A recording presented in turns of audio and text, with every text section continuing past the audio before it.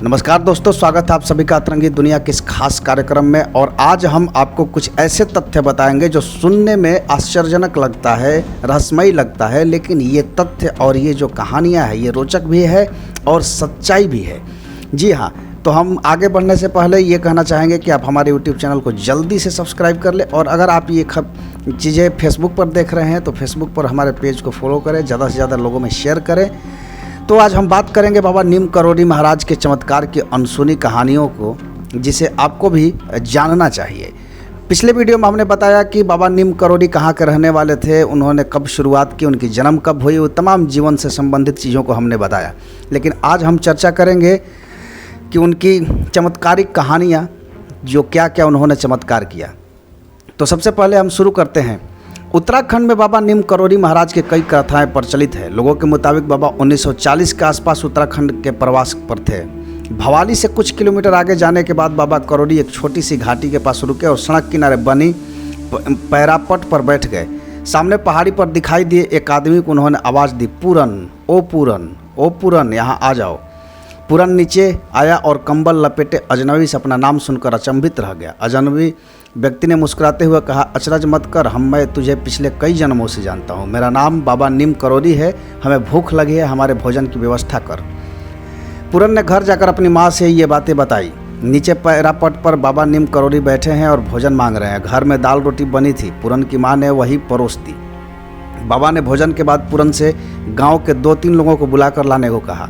बाबा उन सब को लेकर नदी के पार जंगल में गए और उनसे एक जगह खोदने को कहा।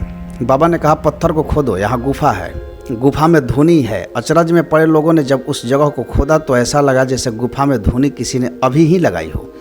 धुनी के पास चिमटा भी गड़ा था। पूरन और गांव वाले हैरान थे कि उन्हें यहाँ पर पूरा जीवन हो गया और किसी को इस गुफा के बारे में पता तक नहीं है।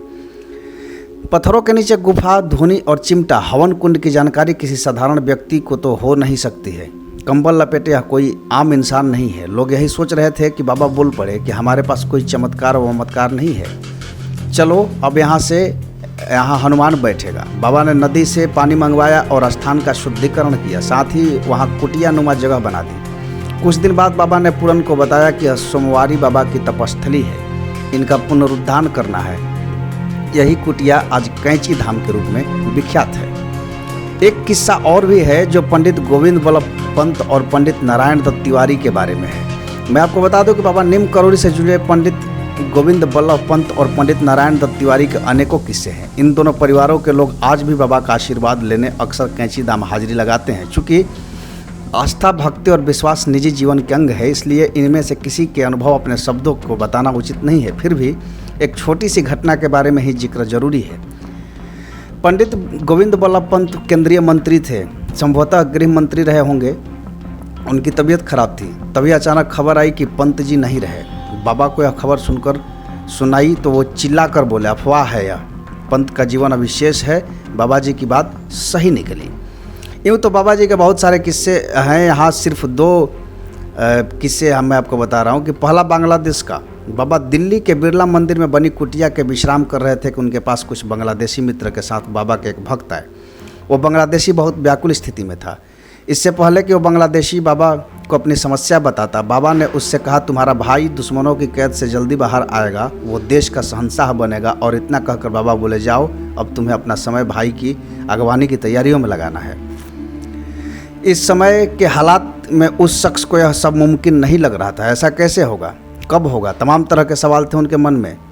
क्योंकि उनका भाई पाकिस्तान के मियांवाली जेल की काल कोठरी में था और सरकार ने उसे सजाए मौत का ऐलान कर दिया था। लेकिन बाबा ने उसे आगे सवाल पूछने का मौका ही नहीं दिया और बाहर जाने का इशारा कर दिया। क्या आप जानते हैं कि बाबा के सवाल करने वाला शख्स कौन था? वो आज़ाद बांग्लादेश के पहले राष्ट्रपति शेख मुजीबुर रहमान के छोटे भाई थे।